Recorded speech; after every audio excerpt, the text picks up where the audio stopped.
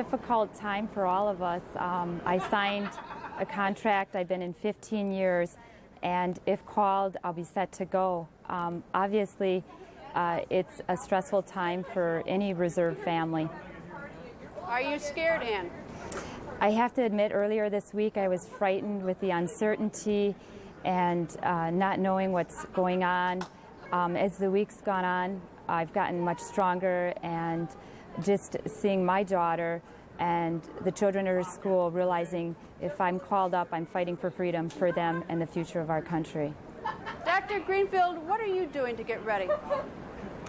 I've been talking with my staff. My family is well aware of this. Actually, I served in Saudi Arabia and met my wife during Desert Storm, so she's well aware of what happens with the reserves and with call-ups such as this.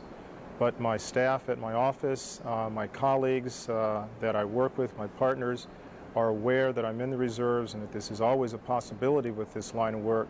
So they are prepared to take up the slack, as it were, if I have to go elsewhere to be of service. Dr. Greenfield, do you have children? I have 3 children. And how old are your children?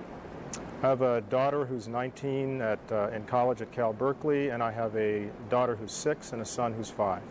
Have you talked to at least the younger two? Do they understand what it means to be in the reserves and be called up? I think they're a little young to understand what it means to be called up. They understand what it means to be in the reserves only from the standpoint of Daddy puts on a uniform and goes off somewhere every few weeks. And how do you intend to sort of prepare them if you do get called up? I mean, you are a doctor, and presumably your services might be needed in the worst of conditions. Well, I think that they know what I do for a living. They know what the military is, and that I work in the military as a surgeon. So they understand that concept, at least at their level. So I don't think it would be a difficult job for them, basically because they've known that for several years now. Susan, what would you expect your job would be if you're called up? I would probably report over to the Pentagon and work in the Intelligence Alert Center with the Joint Reserve Intelligence Unit, and I would be doing analytic work of intelligence that comes in to try to help interpret what's going on. Susan, your reaction to the terrorism on Tuesday? I'm aghast and greatly saddened by it. I always had thought that I was safe in the United States. And having lived overseas in Europe for 4 years of the last 15 or so, I saw terrorism. I never experienced it, but I saw the impact, and I always felt so safe whenever I came home. So I'm sickened, but I'm also at the same time glad that it seems like the United States and the entire world has united on this, and it's just almost too stunning to discuss what has happened this last week. Dr. Greenfield, your reaction to what happened on Tuesday, and what do you want the president to do? My reaction is I was shocked. I heard about this while I was in the operating room actually doing surgery, so I wasn't able to see any of the video or the footage until much later in the day. This is something that I've experienced. I took care of Marines that were injured in Beirut in 1983. I've lived in Germany during times of Baader Meinhof, so it's disappointing and almost frightening that this comes to the United States, but it happens all over the world. As a soldier, I do what the president says and don't try to tell him what to do. That's what diplomats do. Dr. Greenfield, do you worry, though? I mean, because of your occupation, do you worry that you're going to be put in the most dangerous situation? Do you worry you're going to die? I think all of us, if you think about it, worry whether we're going to die every day when you get on public highways. The unit that I command is a forward surgical team, so it is stationed close to front lines in a conventional war. And this type of a conflict, there are no front lines, so everyone is at risk, whether you're in this country or whether you're abroad. So I think that everyone has a certain amount of fear that you accommodate to. And any second thoughts about whether you should have gone into the reserves or not? I've never had a second thought about it. It's one of the best things in my life, and I'm extremely fortunate to have family and employer that backs me 100% with my commitment. And your reaction, Ann, to the terrorism on Tuesday when you heard it? It was very difficult for me to teach. In fact, I heard it going into school. I ended up canceling my afternoon class and going out to my reserve base to do some volunteer duty. It's just horrific, just terrible. Susan, any second thoughts about whether you should have gone into the reserves sort of on the eve of perhaps getting called back into duty? No, I've never had any doubts that what I did was right. I served on active duty. I actually was a reservist first. I requested active duty, served for 11 years, and when I came out, I asked specifically for reserve duty when that would not have been mandatory for me, and I think that it's been always an honor to serve the country. I've enjoyed every assignment. I've enjoyed the people I've worked with and the places I've traveled. I regret that I may have to serve again under such ugly circumstances, but I have never regretted being in the reserves. It's been great for me and my family. And a special thanks to my three guests tonight, Ann Kenobi, Jerry Greenfield, and Susan Borchelt, and of course all the other reserves out there. We've heard it again and again. The fight against terrorism is America's new war. But is this a war like our parents and our grandparents fought? CNN senior analyst Jeff Greenfield is in New York with some thoughts on our national response to this crisis. Thank you, Greta. We've just heard from three people who know full well what their response might be, but what about the rest of us? I mean, think about it. From the long lines at the blood banks to the flags that have blossomed everywhere to the declarations of strength, Americans are trying to find ways to say we'll stand together, we'll respond. But the harder question is, how? Yesterday, December 7th, 1941.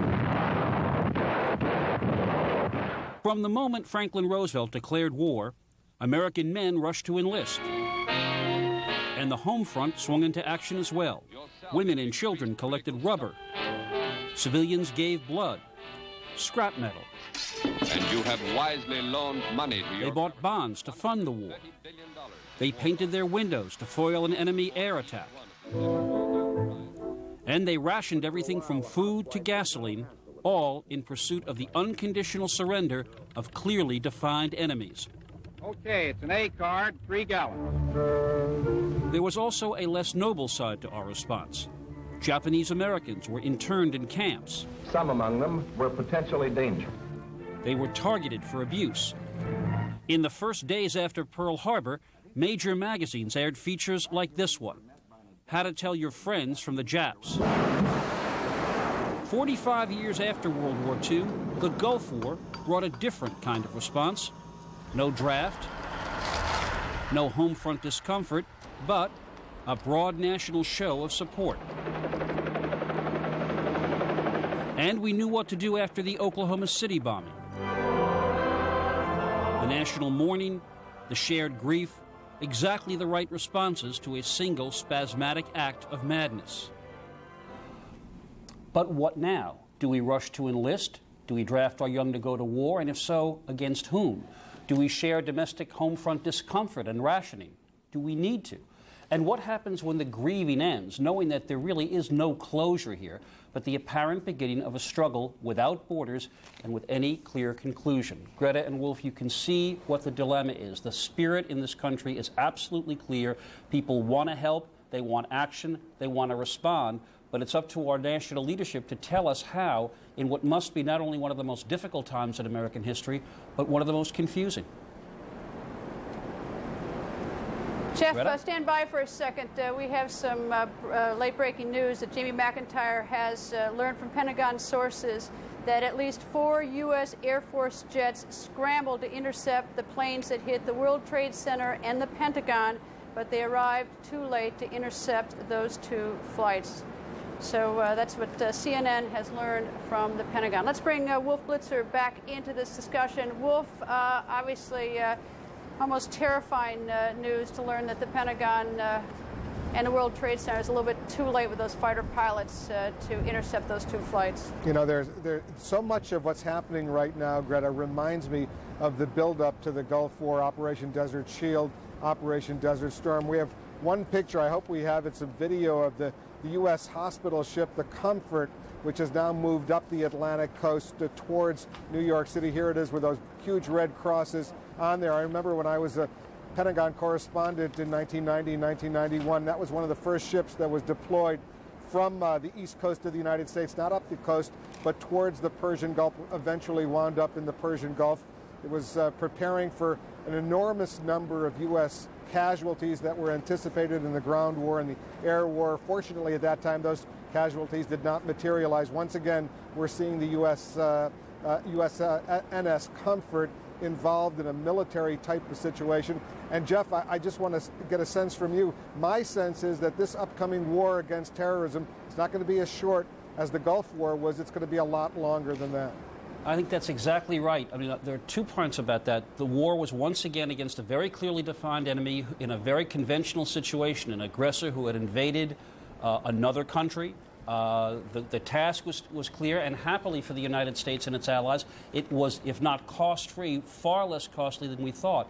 Here you have a situation of a war, if that's what this is, a war on our own soil for the first time since the Civil War, when we've already seen the kind of casualties that no one would have dreamt possible in some kind of conflict 4 days ago, and where if, in fact, the task is to root out nests of terrorists who are in how many countries, Wolf? Half a dozen, a dozen? We don't know. That is a long twilight struggle indeed. You know, Jeff, it's interesting. 4 days ago, this was such a divided city, Washington. Republicans versus Democrats. There's going to be a big fight over the budget. And suddenly, with one act of terrorism, you know, it's been such a unifying, you know, everyone walking together. It's such a different city here, Jeff. Indeed, Greta and Wolf, it seems to me it's a very good way of looking at how different a country it is, in that once the Cold War ended, I think we felt not only that we were at some kind of end of big historical events, but that we were free to pursue essentially inconsequential stuff. I mean, our newspapers were filled with what were the top grossing movies. Our television was who would be voted off an island or who would be voted out of some house. It seems so astonishingly trivial. That was actually what we had won after 50 years of the Cold War, the right not to think very seriously about the world. At least we thought we had that right. And it is quite clear now that we are not going to be in that situation for a very, very long time, if indeed ever. Wolf, I'm curious. You covered the Pentagon for CNN during the Gulf War, and now here you are, maybe we're going to war now. What's the difference? The difference, this is a much different kind of war. That was a war to liberate Kuwait, and the U.S. military had a plan. They knew how to execute it. They had an enormous amount of coalition partners who were ready to get involved. This is a much more amorphous kind of war. You're not exactly sure where the enemies are. You're not exactly sure who they are, and you're not exactly sure how to fight this kind of war. It's a whole learning experience for the U.S. military, and it's going to be a long, drawn-out struggle. I have no doubt about it. Past few days, I've spoken to numerous U.S. officials, intelligence officials, military officials, and they themselves are just trying to put together a plan. I would make Greta, I'm sorry, go ahead. Just one quick point. Up. World War II came at the end of a depression that was 10 years long. Americans had endured hard times before that war ever began. We are coming off basically decade after decade of a very peaceful and prosperous existence, and I think that makes the challenge all the greater. And of course, everyone's very angry. Very angry. Just to put a little perspective on that $40 billion appropriation, emergency appropriation, that was approved unanimously by the U.S. Congress today. I don't believe anyone even mentioned that it might tap into the Social Security surplus. I think the president first wanted $20 billion, and didn't they up it to $40 billion on the Hill? All right, Greta Van Susteren and Jeff Greenfield, thank you so much. Once again, CNN's coverage of America's new war continues. In just a minute with Larry King Live. We'll also be here over the weekend, keeping track of the events in New York, Washington, and indeed around the world. From Washington, I'm Wolf Blitzer. And I'm Greta Van Susteren. We leave you with another of today's unforgettable moments. President Bush and his White House predecessors at today's National Memorial Service in Washington.